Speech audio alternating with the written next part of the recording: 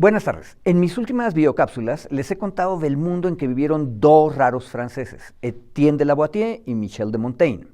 Ambos eran universitarios, estudiaron para ser abogados y eran parte del Parlement de Burdeos. Atención, la palabra Parlement en francés es extraña porque no significa ni Parliament, la Asamblea Legislativa en Inglaterra, ni Parlamento, que es el acto de negociar en castellano.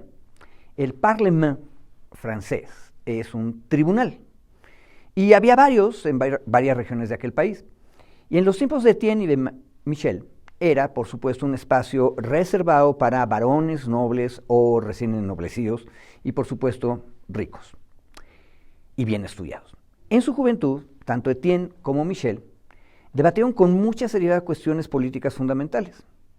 Sin embargo, siempre lo hicieron en espacios cerrados de esa nobleza bien educada de la que les hablo.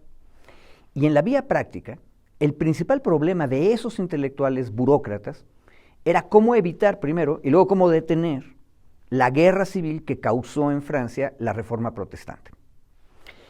Cuando Lavoisier nos dice que para oprimir a los muchos, el tirano organiza a pequeños tiranos y los moviliza para que los sostengan como cómplices, está describiendo el modo en que tanto el bando católico como el bando protestante se organizaron en la Francia de su tiempo. Hoy quiero contarles que en aquellos tiempos la organización y la movilización no solo la practicaban los tiranos y la nobleza, fueran protestantes o católicos, sino también el lado campesino y el lado de los artesanos en las ciudades. La misma reforma protestante que convenció a una parte de la nobleza francesa de volverse calvinista, y se llamaban a sí mismos los hugonotes, tuvo mucho éxito entre los burgueses de las ciudades de Suiza y de los Países Bajos. En ambas regiones, ese calvinismo se alimentó de la democracia de las ciudades medievales y del enojo que esa gente tenía en contra de reyes y nobles, que llevaban cientos de años haciéndoles la guerra. Pero lo más interesante del calvinismo se dio no en esas ciudades, sino entre campesinos escoceses en medio de las montañas y de ingleses en medio de estas praderas y pantanos. Les recuerdo, amigas y amigos, que estos últimos, los ingleses, se habían levantado en armas en la Edad Media, allá en el año 1381, y cantaban una cancioncita que rezaba como va. Cuando Adán araba la tierra y Eva hilaba la lana, ¿quién era señor y quién era dama? O, como les decía la semana pasada, ¿quién era noble y quién era campesino? La respuesta es obvia.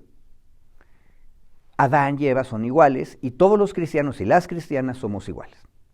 Por su parte, los campesinos ingleses, buenos cristianos igualitarios, seguían creyendo, y ese era el problema de ellos, en la bondad tradicional de los reyes.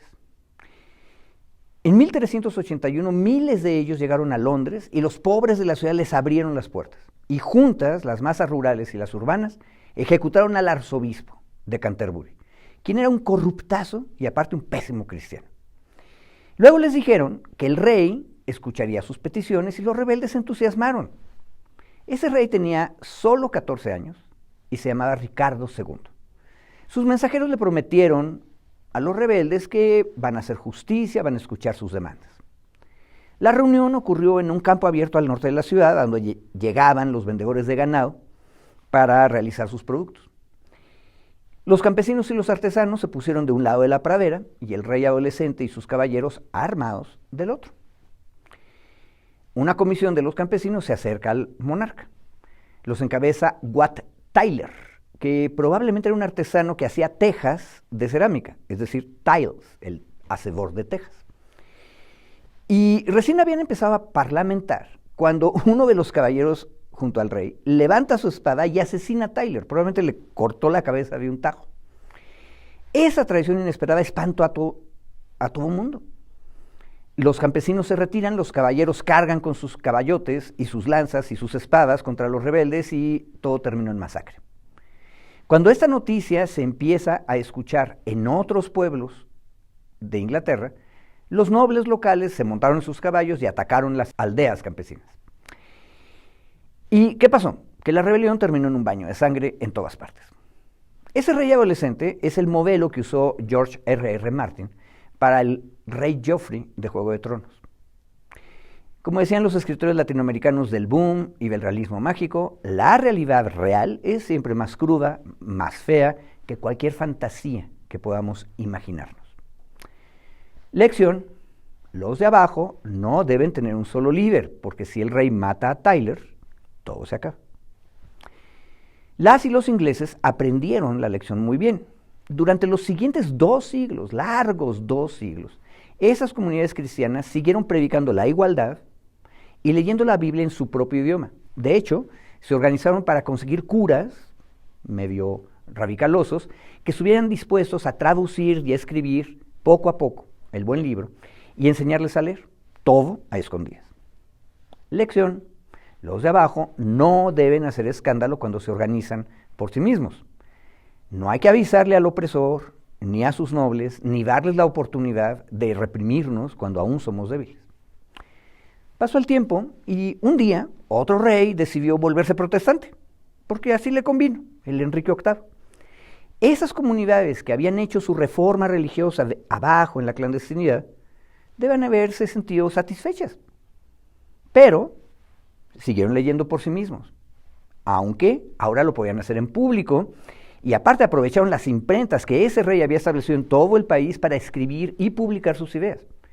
Por supuesto, ellos decían ahora, el rey es protestante igual que nosotros, y es un gran hombre. Lección: estemos atentos a las contradicciones en la élite noble y en el rey tirano.